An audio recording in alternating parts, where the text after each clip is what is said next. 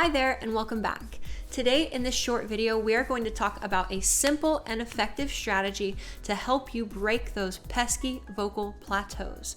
Now, this is no silver bullet, but it is a very helpful tool to put in your arsenal. Before we jump into this, I just want to reinforce, as we've said numerous times on this channel, the ability to improve comes from your ability to hear as you vocalize. So if the core foundations or fundamental qualities that you need to be hearing aren't well developed for you, that should be your priority.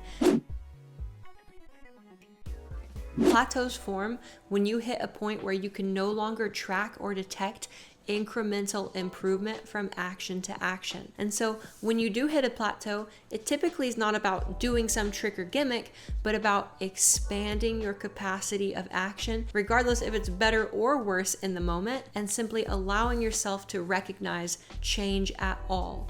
So we can step out of the context that we're plateaued in and start looking for moment to moment change, whether that's in a silly direction or an improved direction. That gets us to our tactic today: exaggerating the problem in order to help find the solution.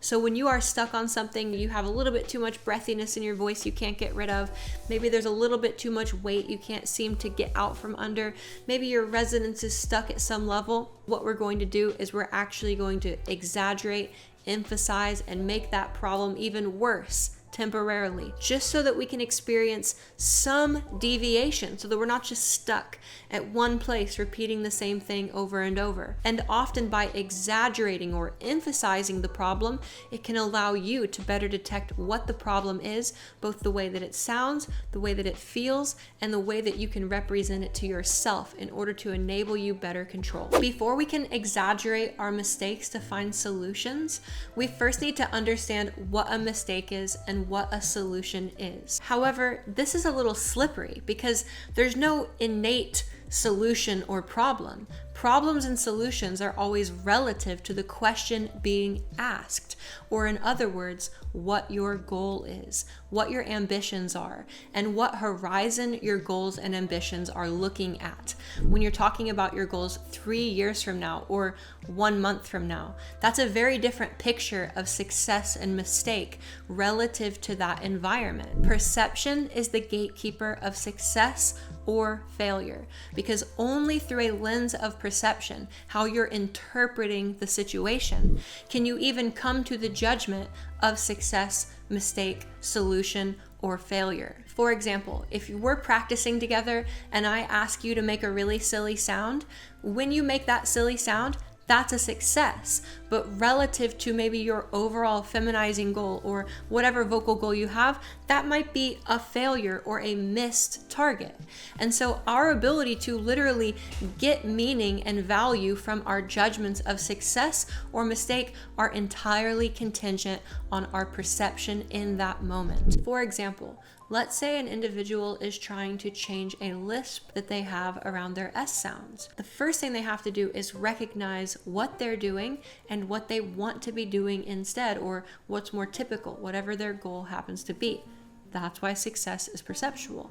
So once they have that range established for themselves, let's say they originally do something like this, where it's really not that significant, but it does have some significance in the way the person sounds. So what we might have them try to do in this case is really exaggerate every single example. So when they're really doing it, they're really recognizing each time that event would occur and concentrating on that challenge or that thing that they want to resolve, which lets them gain better awareness of when and how the problem occurs and where it represents itself. So once they're working in that space, then they can go back to their regular patterns. So it'll be something like this to something maybe more like this, where it's like maybe a little bit more subtle. So once they have something that represents the quality that's a little bit more neutral from them, then what they can try to do is, after they hear their target, they can then move in an even more positive direction, such as like, here I am with this quality, I'm going to try to get rid of that sound altogether, and now we can hear the S's are starting to come through. We can see, or with just a single kind of pattern like this, see,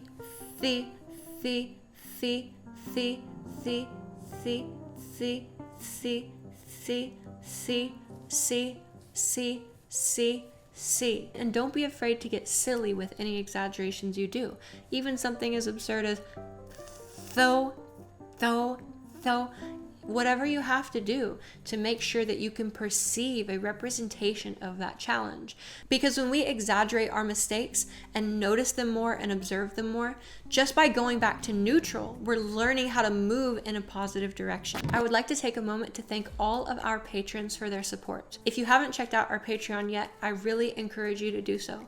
We have hours of exclusive footage, we have a very vibrant Discord community, and we have regular vocal events and workshops that you can attend to try to work on your voice.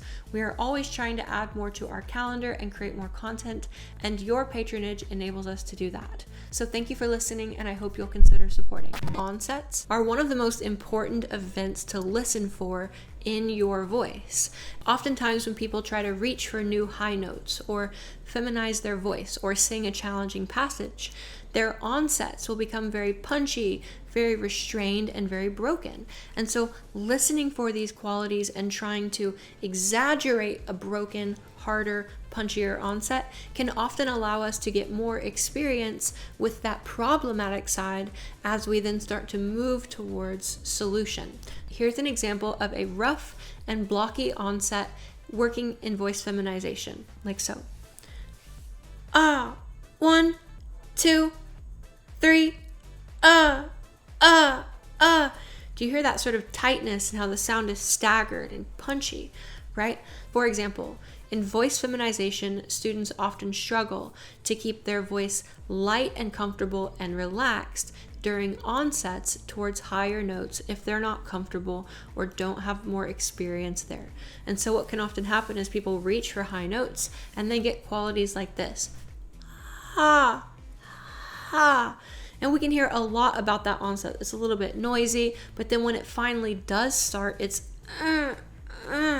kind of squeezed and stressed like that. So once someone recognizes that in their voice and sees that as a space to improve, then of course we want to try to aim for what could be better, but by exaggerating that, it can really give us more experience of that concentrated problem. So if we exaggerated that, it would look and sound a little bit like this. So if I was going, 1, 2, I might even build on that. 1, 2. That almost sounds absurd. It almost sounds ridiculous. Don't be afraid to make your exaggerations silly, caricature-like. Always keep it comfortable and definitely don't do anything that's going to tax your voice or wear you down quickly. Like that would if I spent a lot of time making that sound, but using it as a quick departure point to try to look for better qualities is okay. So I'm going to squeeze a little bit there, make that onset really tight, and then I'm going to work towards something more relaxed.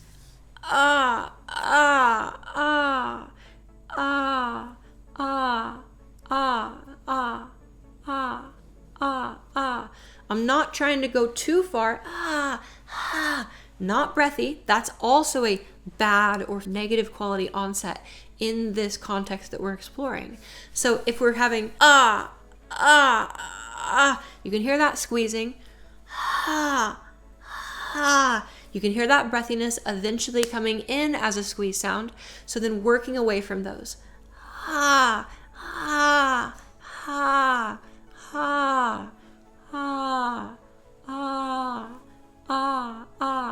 1, 2, 3, 4. Definitely play with exaggerating things like that to help give you more experience and observation moving in the positive direction. And lastly, let's say that you are working on masculinizing or feminizing your voice once again. Doing gender gradients is an amazing way to do this. So let's say that you're coming from this place and you can get this far with feminization, which isn't that bad or whatever, but maybe there's some things you're working on still. Something you can do is go from something even more masculine to like that base level to then trying to get where you're at and then trying to go even further. Now, when you exaggerate in the direction of a solution, that tends to cause more problems. Did you hear how that got kind of tighter and squeezed? So we want our work towards a solution to be more subtle. We really need to be listening for quality and detecting if what we're getting is what we're wanting. When I was first working on my voice, I found gender gradients to be very helpful because they're such a dynamic movement which cause you to traverse a lot of ground and learn how everything flows together dynamically. So I would do a lot of things like this. Blue, blue, blue, blue, blue, blue, blue, blue, blue. Red, red, red, red, red, red, red, red, red, red, red, red. One, one, one, one, one, one, one, one, one, one. Two, two, two, two, two, two. Hear that tightness there? That helps us start to coordinate, because the more dynamic the movement, the more range it covers, the easier we can detect areas of quality relative to each other, which ultimately sharpens our perception. And since voice learning is a perceptual ability, that allows us to improve our voice. So if you're getting blocked with something like this, whoa, whoa, whoa, whoa, whoa, whoa, whoa, and you hear that tightness come in, exaggerate that first. Whoa, whoa, whoa, whoa, whoa, whoa. That's a ridiculous amount. That'll give you more of a spotlight on it, and then try to work from that to something better. Whoa, whoa, whoa, whoa, whoa, whoa, whoa, whoa.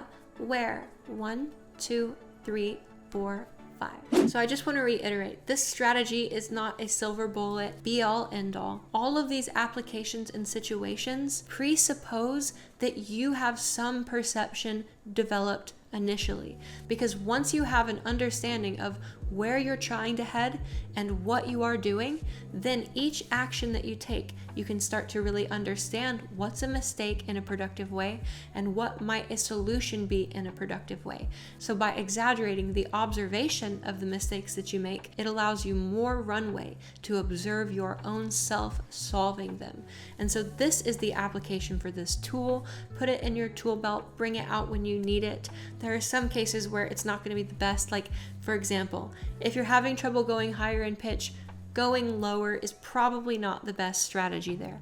There are some contexts where that will be helpful. Most of the case, not so much. So play with this, explore this, and otherwise practice diligently. And don't forget that listening is practice. Okay. Just mixing and I'm cooking it up real quick. Hold on. Mixing and swirling. What's the title of the video? Sponsor me. Smart Water should sponsor me. I buy Smart Water from a local patch. You. Absolutely. Smart Water. Hello, Smart Water. You should sponsor me. Let's say that.